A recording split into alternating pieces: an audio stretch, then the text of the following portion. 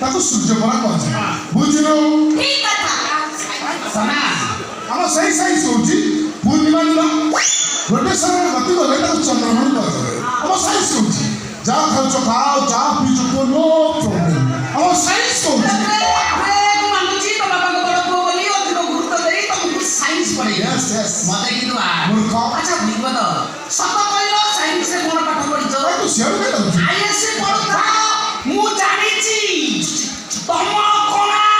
ମତେ ଜଣା 5 ଥର ଫେଲ୍ ହେଇଛ। ଏଇ ଗୋଟିଏ ମାତ୍ର ଖରାପ ଅଭ୍ୟାସ। ସ୍ଥାନ କାଳପାତ୍ର କିଛି ଲୋକରୁ ସତର୍କ ହେଇଯାଉଛି। ଆଉ ତ କିଛି ନାହିଁ। ଲାଜ ଲାଗୁଛି, ପ୍ରେଷ୍ଟିଜ୍ ହାମ୍ପର କରିଯାଉଛି। ତାଙ୍କ କଥା କହିବି କଣ କହିବି 10ମରେ 7 ଥର ପରିଷ୍କାର ଫେଲ୍ ମୁଁ ରେଭେନ୍ସାର ପିଜି କରିଛି। ମୁଁ କାହା କିଛି ଶୁଣିନି। ମୁଁ ମଟନ ବିରିୟାନୀ ଖାଇବି ମାନେ ଖାଇବି। ରେଭେନ୍ସାର ପିଜି କରିଛ? ହଁ। ତମେ ଆଶୀର୍ବାଦ ନେଇଛ। ମତେ ଆଗ କହିଲ କୋଉ କଥା? Spell the word biryani. Bangla English spell the word biryani. ତମେ ଯଦି ବିରିୟାନୀ ସ୍ପେଲିଂ କରିଦବ ତମେ ବିରିୟାନୀ ଖାଇବ। ଆଉ ତମ ସ୍ୱାମୀ ଯଦି ବିରିୟାନୀ ସ୍ପେଲିଂ କରିଦେବେ ସିଏ ବି ବିରିୟାନୀ ଖାଇବ। ବିଗ ବଲ yes tell me spell the word biryani. Record public କହିବି। ତୁ ପାଠ ବିଷୟରେ ମତ ପଚାରୁଛୁ। ତୋ ସହିତ ମୁଁ ଓଡ଼ିଆ କଥା ହେବି ନା ଇଂଲିଶ ଓଡ଼ିବାରୁ ବାବା ଇଂଲିଶ ଖାଇଲେ ପିଇଲେ ଖାଲି ଇଂଲିଶ। ବାବା ମୋ ରେକର୍ଡ ବିଷୟରେ କହିଲ ଲମ୍ବା। ମୁଁ ତତେ ସାଇନ୍ସ ପଢ଼େଇଛି। ଖାଲି ତ ପଢ଼େଇଛ 5 ଥର ଫେଲ୍ ହେଇକି ପୁରା ପାଚି ଯାଇଛି। ରେକର୍ଡ ପବ୍ଲିକ କହିବି। ହଁ ନା କହିବି BIRINI କହିଦେଲା କଣ ରେଡିଓ ଯାଉଥିବେ ଥରେ କୁହେ କି ଜାଣିବେ BIRINI କଣ ଇଏ ରେଭେନ୍ସା ବାଲା କଣ କହିବେ? ଭୁଲ କହିଲ। କଣ BINNI ପ୍ଲିଜ ମତେ ଟିକେ ଶୁଣାଉ ନା। BINNI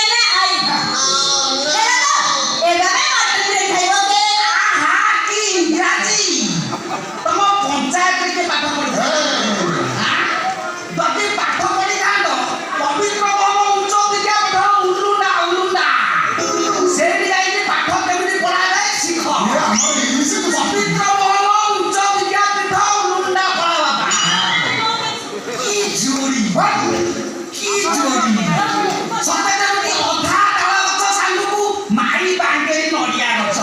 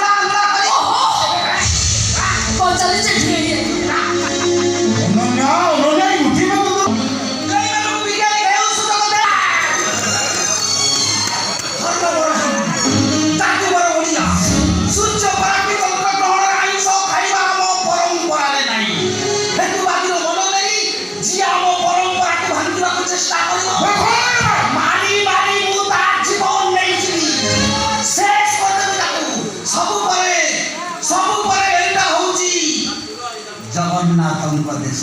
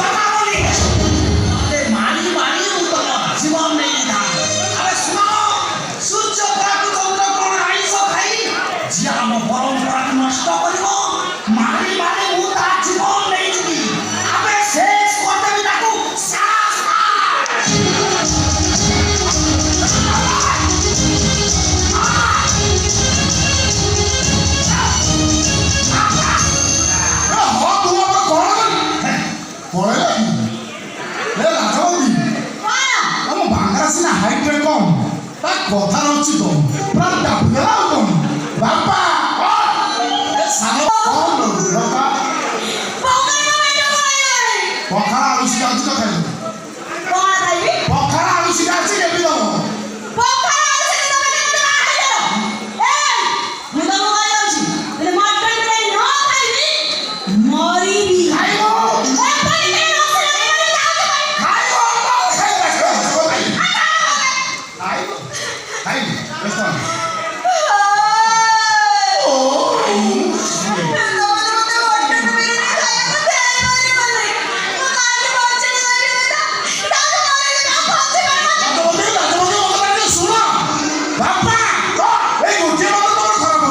ସବୁ ଦେଖୁ ତ ସବୁ ଶୁଣୁଛ ଫୁଟଣ ବେଳେ ଛିଡ଼ା ହେଇଛ ବିରିୟାନୀ ବିରିୟାନୀ ମସ୍ତିରେ ମଣିବା କଣ ହାଟା କରି ଅନେଇଛ ଲାଜବତୀ ବିରିୟାନୀ